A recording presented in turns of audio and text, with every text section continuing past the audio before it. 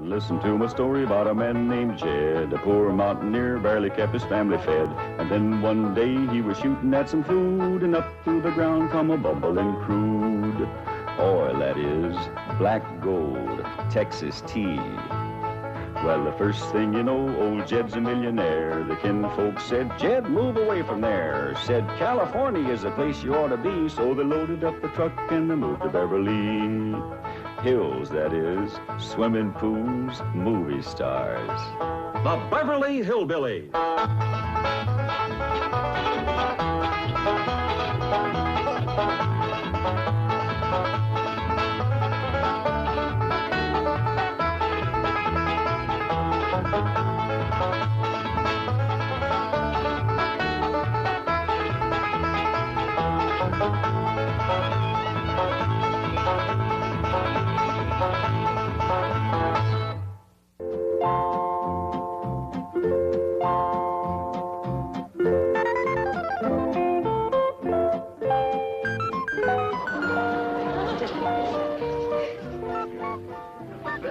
Come on, little Jethro. Drink it up. No sassafras, no snakewort, no cocoon root, nor wretchweed. How do folks live in these Beverly Hills without the necessities of life? What I got, Granny? Ellie Mae Clampett, did you drag home another pussycat? No, babe, this year's a special one. I've been helping the critter doctor over to the zoo, and he let me bring this here one home because its ma was being mean to it. Husky little critter. Ought to be a good mouse catcher when he gets growed. You can't keep him that long. Why, the critter doctor said he gets to be 8 or 10 feet long. He's a lion. He sure is. Even a bobcat don't get that big. Any luck? There ain't nothing to shoot up in these hills. Few scrawny squirrels and rabbits, it ain't worth a cartridge. Aye, dingies, let's all go home where I can find some yarbs and you can find some game. Yeah. Ma's been wanting to go back and see Jeff Ring. Hey, let's all go together. You bring the truck around, Jethro, and I'll pack a lunch and we can get started. Hold on just a minute. That may be all right for Pearl, but that's a mighty long trip to take just to hunt yarbs and do a little shooting. Besides, you got school, Jethro. And I can't go and leave little Jethro. Hey, look at yonder.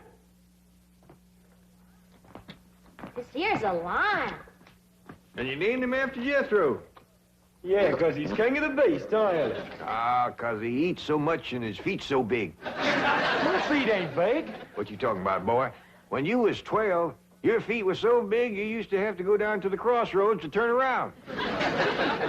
Come on, everybody, let's go home, where we can find some yarbs and get some fresh game meat. I'll get the truck. Hold on. Oh, Uncle Jed, if we don't do us some shooting, we ain't gonna be able to bark a squirrel out of a tall tree at 300 yards. I know we's getting mighty rusty. I tell you what, you grab a handful of matches, we'll stick them in the ground alongside that wall out front, we sit on the porch, and we'll take turns lighting them with our rifles. Oh, shucks. But that ain't shooting. Well, that wall ain't no more than 200 or 300 feet from the porch. I know it ain't real shooting. I tell you what, we won't take dead aim, we'll snap shoot them. Why don't y'all shoot skeets like Mr. Drysdale? What's skeets? He told me about them. Them's clay birds. Well, if you two go to shooting clay birds, don't expect me to cook them.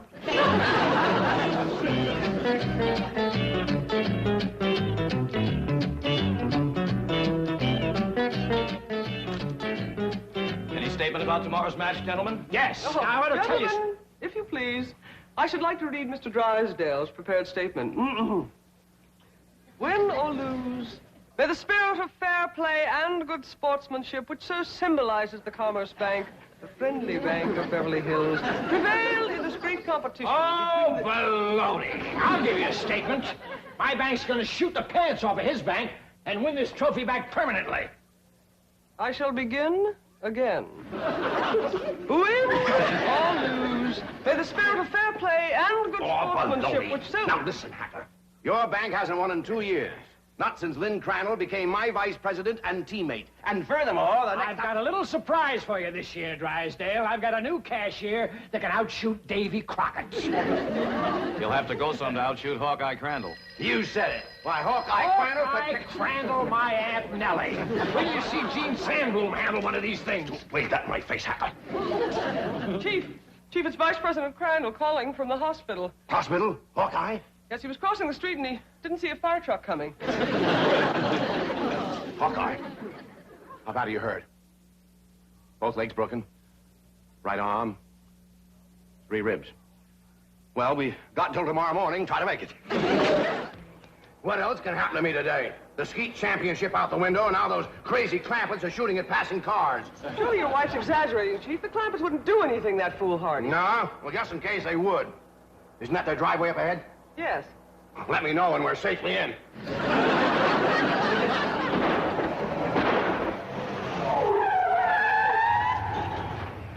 Hi there, Miss Hathaway. Mr. Drysdale. Nice to see you. Mr. Clampett, what are you shooting at? Flies? Flies? With a rifle? Up against the front wall there, just to the right of the gate.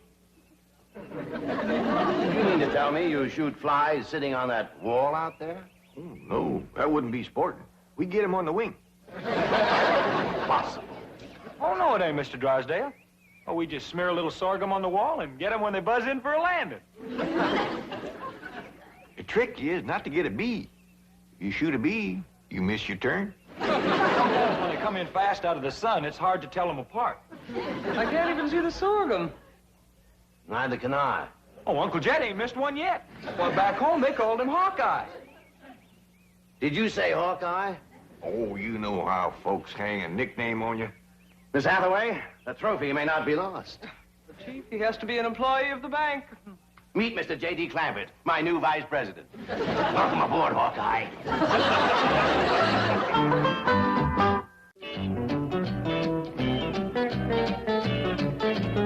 Now, will you stop worrying? Jed Clampett is a vice president in name only. He won't come near the bank. How can you be sure? Because I told Jethro to take him out to the skeet club. I'll meet him there, and we'll practice for the rest of the afternoon. And the skeet match is tomorrow morning, and this beauty will be mine, mine, mine. Chief, haven't you heard the expression, it's not that you win or lose, but how you played the game? Oh, yes, I've heard it. And I consider it one of the most ridiculous statements ever made. Suppose Hacker hears about your new teammate and comes around to meet him? Say, that is a good thought. All right, have a nameplate made, put it on Crandall's desk. J.D. Clampett, vice president. Then alert everyone to say he's out for the balance of the day. Mr. Drysdale, I have always been a loyal secretary, but there are some things my conscience will not permit me to do. And break in a new secretary. That is one of them. Come on, Jethro. It's time I was getting down to the bank.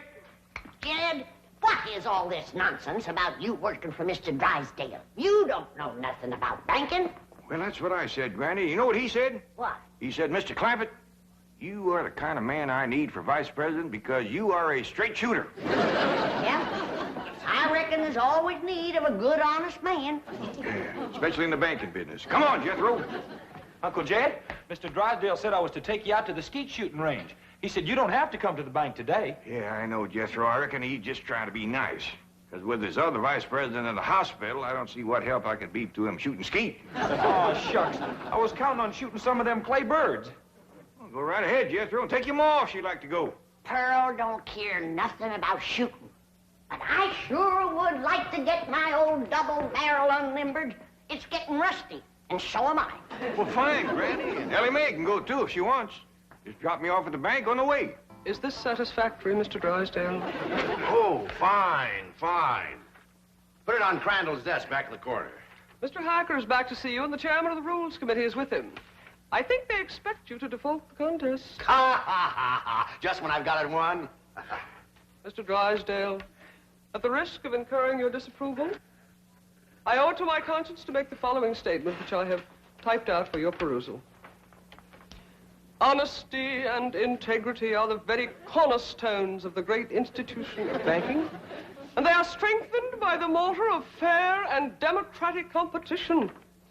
This trophy is symbolic of that competition. It represents a glittering ideal, and I say to you, better defeat with honor than victory at the cost of a tarnished ideal. Here, here, Mr. Drysdale. You are a credit to the entire banking profession. That is one of the most inspired statements that I have ever heard.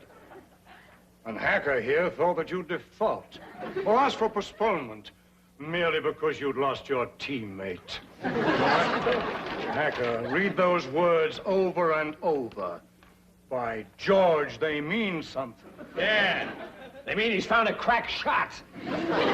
Listen, may I have a copy of this? Oh, certainly, Mr. Pendleton. Mr. Hacker, it may interest you to know that the employee I have chosen to be my teammate has never in his entire life shot one single solitary claybird. Bravo, bravo! What sportsmanship! What courage! What spirit! What's his name?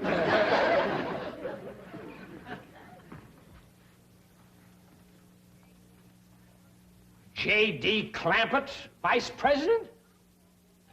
What does the vice president do, Paul? Yeah, I just ain't exactly sure, Ellie Mae. That's the reason I want to talk to Mr. Drysdale. He might be out at the ski place waiting for you. Well, we'll see. Are you sure it's all right for us to go on out there without you, Jed? Yeah, Mr. Drysdale says as long as I work at the bank, you can all use the skeet club. Club? I thought you busted them things up with a gun. Oh, you do, Granny. But that's just what they call a skeet shooting place. Pull up in front of the bank, Jethro, and wait for me. I'll go and see if Mr. Drysdale's there. I'd like to meet this vice president. Well, he hasn't gotten to his desk yet. New man, just getting settled in. But you've picked him to shoot with you, huh? Well, as long as he's filling in for Crandall here at the bank, I figured the sporting thing would be to let him fill in at the skeet match. Did you say he's never shot skeet? My word of honor, this man has never set foot upon a skeet field.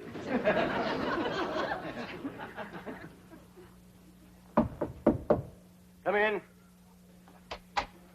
Oh, excuse me, Mr. Drysdale. I was just wondering if... Come in, come in. Well, I don't want to butt in. Oh, it's perfectly all right. These gentlemen were just leaving. Business before pleasure, gentlemen. Sit down and make yourself comfortable. See you in the morning, gentlemen. There is the mark of true greatness, Hacker. Did you see the way he treated that seedy old tramp? Like he was a millionaire.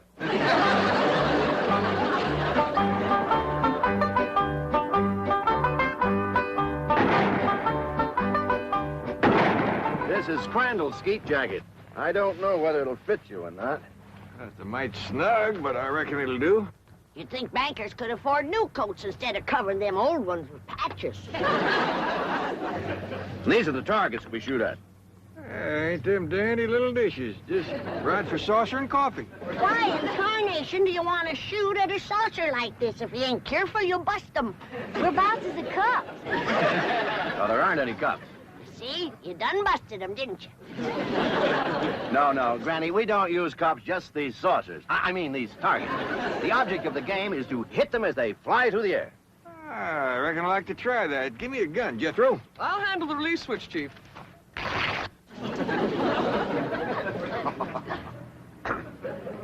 All right if I try it without this little coat? Oh, yes, Mr. Clampett. But I wouldn't suggest you trying it with the rifle, because when you yell pull, those targets are going to shoot out there at 60 miles an hour. Pull!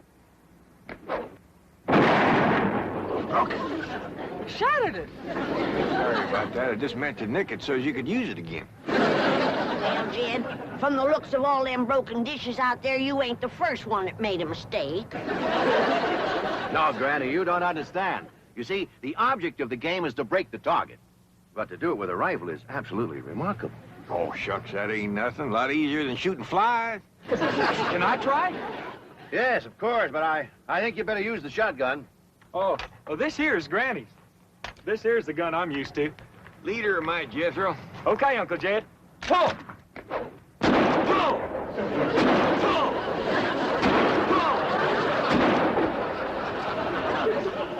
Fantastic feat.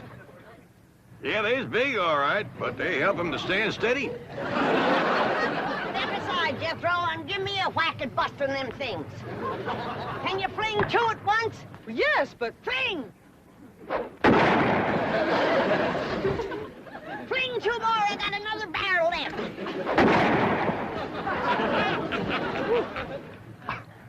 I have never seen such marksmanship. Why, with any one of you as my teammate, I can win tomorrow. I'll shoot with you, Mr. Drysdale. I'll shoot with you, Mr. Drysdale. Well, thank you, but you see, my teammate has to be someone who works at the bank. And since Mr. Clampett here just happens to be my vice president... Sure was a stroke of luck for me to get that job just in time to shoot with you. Almost as though it were planned. Oh, Ellie Mae, Wouldn't you like to try to hit one of the targets? Sure would. Ah, which gun would you like to use? Don't want no gun. Telling me don't much cotton to fire on. Don't tell me she's going to try to hit something. Pull!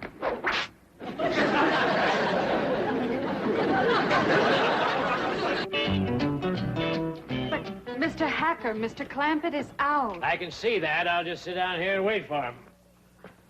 Sooner or later, even vice presidents have to show up for work. Jethro, I've been thinking. With Mr. Drysdale and Miss Jean both gone, maybe they need me over to the bank. Should have dropped you off there? Yeah, I reckon you better. Here, Pearl knows how much to let this out for me. Yeah, I figure if I'm going to be any help to Mr. Drysdale, I better get at it.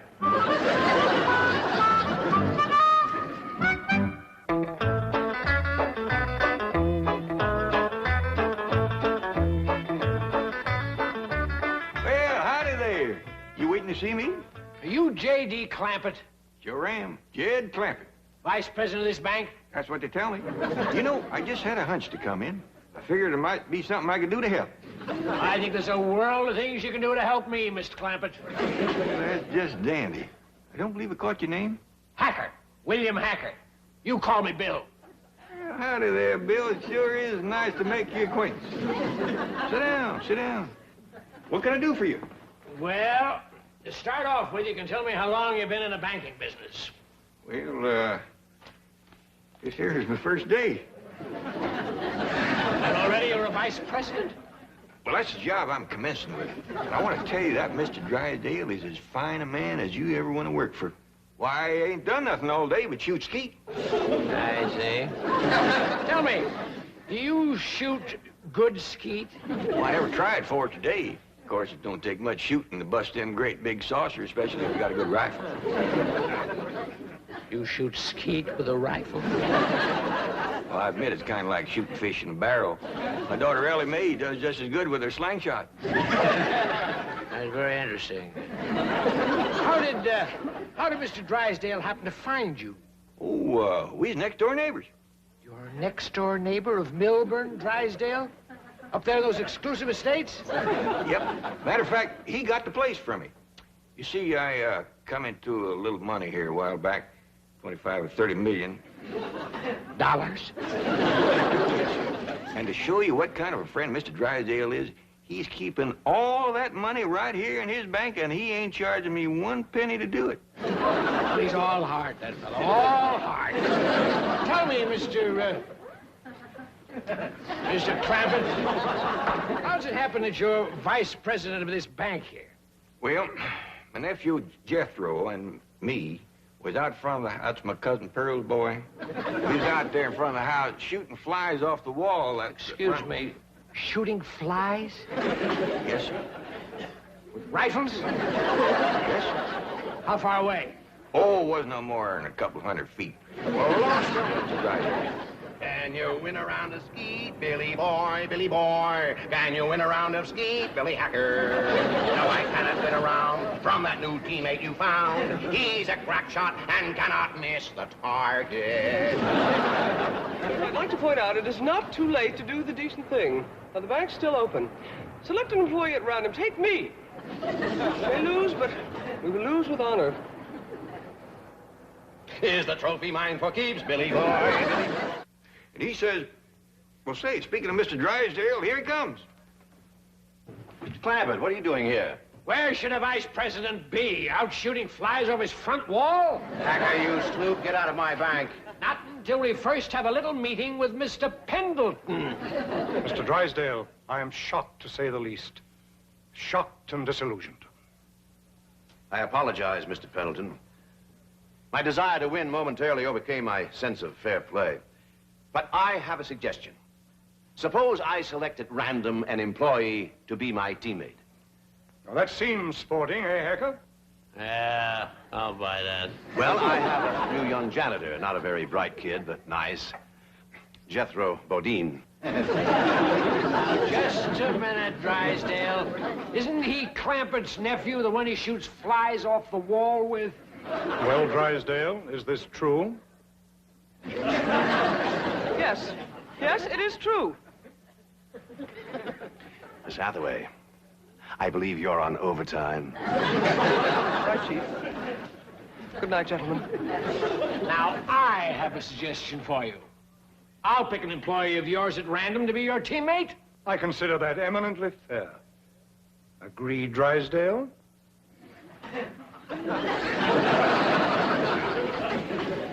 You mean to say that Pearl let this out and now he ain't a-gonna shoot? I'm afraid Mr. Clampett is no longer employed here, ma'am. I declare, look at the dust on that desk. Jed Clampett was taught to leave things clean. Fetch me a broom. But, ma'am... Fetch me a broom. Yes, ma'am.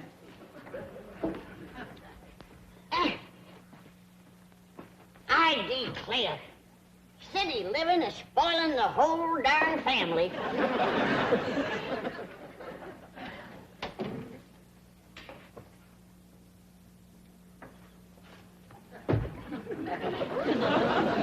I choose you.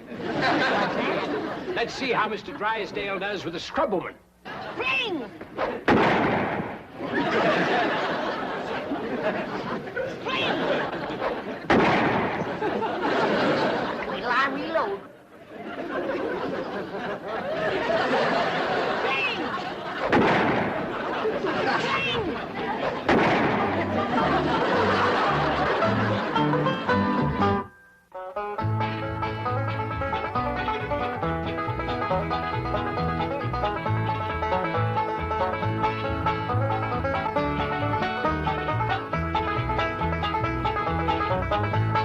Now it's time to say goodbye to Jed and all his kin. They would like to thank you folks for kindly dropping in. You're all invited back next week to this locality to have a heaping helping of their hospitality. Hillbillies, that is.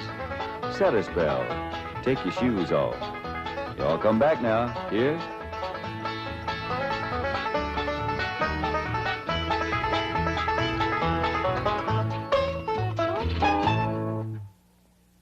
This has been a Filmways presentation.